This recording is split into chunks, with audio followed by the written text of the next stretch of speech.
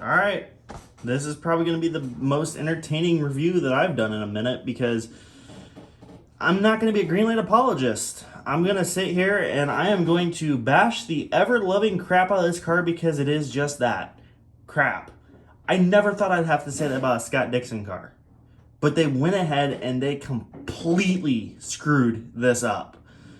I have one nice thing to say about this car, and that is it. This car is junk. It is terrible.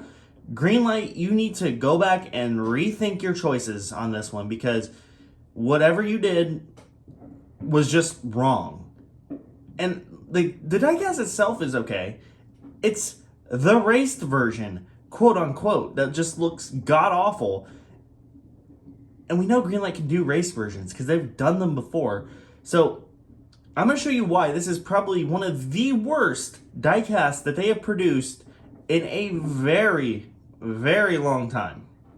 So this is meant to mock after the St. Pete car from the 2020 IndyCar Series season, which was the season finale. So issue number one, right off the bat, this should have been on the Road Course Aero Kit. So the Road Course Aero Kit is already out. We already have a couple cars from it with the Will Power and the Jimmy Johnson.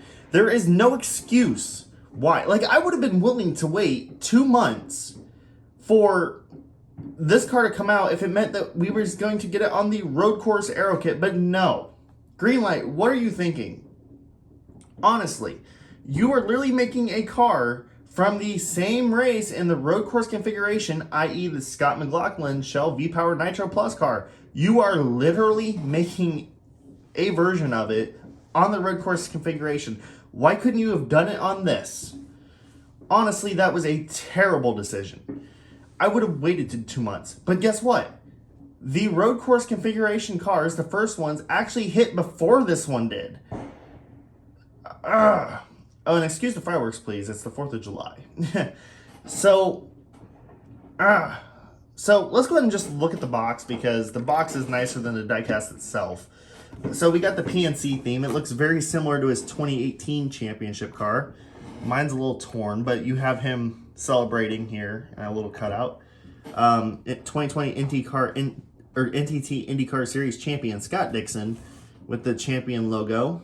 Greenlight Adult Collectible and blah, blah, blah. Nice PNC theme. You literally have the car here from St. Pete in road course configuration. A very blurry picture of Scott Dixon, but I guess they're trying to focus on the rain. And then you got the Astor Cup. Photoshop is, yeah.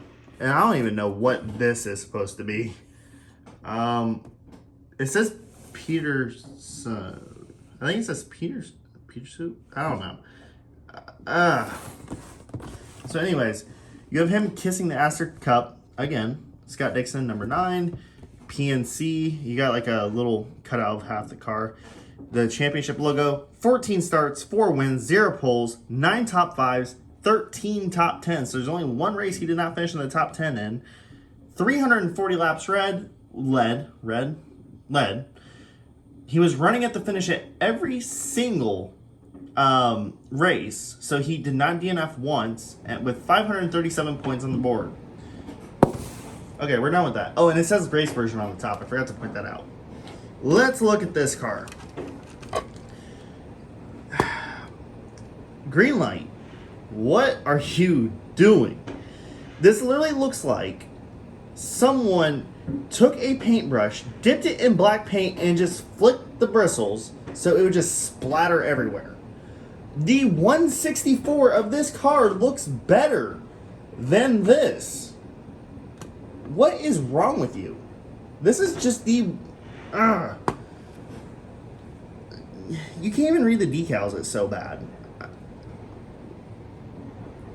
Yeah, you have like Advent Health, HPD, Honda, NTT IndyCar Series 9, and PNC. And Dollar at the bottom of those, and you got PNC. But, like, if I didn't look really hard, I wouldn't have seen the Advent Health, like, being able to read it. Because literally, no car would be this dirty. Not even after running the Indy 500. Nothing. You do have some of the continuing paint splatters on the aero screen and on the mirrors. And there's actually some on the tires as well. You can kind of, like, see it there. You can see it on the rim and on the side of the tires, and I'm pretty sure like that's not supposed to happen. And you can see it continuing down here. Actually, I noticed on this side, you can see where it looks like it's been smeared. Let's go in here. Focus in there. Looks like it's kind of been smeared, but you can also see the raced version, quote unquote, crap on the aero screen. And you can see where the orange is different shades between the metal and the plastic. Anyways, you have Honda here, NCT IndyCar Series, PPG, the State of Indiana logo, which is on all the teams' aero screens that are based here in Indiana. I'm not going to go over that stuff in there. On this side, there's a paint chip. Yeah, there is definitely a paint chip where that N is. There's basically nothing here, and I would expect there to be some rubber here based on the front wheel location. It usually like kicks up here, but there's nothing. Then on the top of the side pod there is. Like, listen, if they would have streaked it, I would have been okay with it. Now, I would have gone less on the paint, a lot more on the streaking and such. And I will give you an example here in a minute of what they can do and what they've done in the past. This car is just so frustrating. It really is.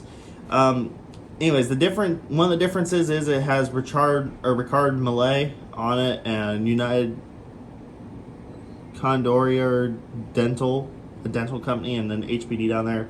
But otherwise, it's pretty much the same. The engine cover has a lot of... the flick I'm okay with, I guess. The engine cover has a lot of unnecessary paint blotches on it, quote-unquote weathering bullshit. It has a lot of that on there, and it shouldn't. And same for the fin. That just looks... Here, let me focus in on the fin. That just looks stupid. And of course, you got the Firestone red tires. I would forgive that. Actually, no, I wouldn't. Another notable change between this and the regular release is they actually painted the rear suspension silver for the heat shielding for the suspension off of the exhaust. And then the rear wing, you can see, has the weathering on it again, and same here on the back. Like, this isn't even an acceptable Indy 500 race version, let alone a race like St. Petersburg. It's just that god awful. And this side, virtually the same. I don't know why they did this. I'm okay with a race version. I am honestly, like, I would be more than happy to have a race version again, because they've done it twice before with Indy 500 winners. And ironically, they were both Chip Ganassi cars. And I will actually show you one now. And this is it. This is the Dario Franchitti 2010 winner. Like, it's a little bit dusty. Like, that looks good. Like, it's not too much, but it shows it's been raced. You got the little bitty flicks of tire marks right there by the Firestone and stuff. Like, it's not egregious. Like, even on the rear wing, it's not egregious or anything. But, like, it shows that, hey, this car's been in a race. This car's been through some stuff.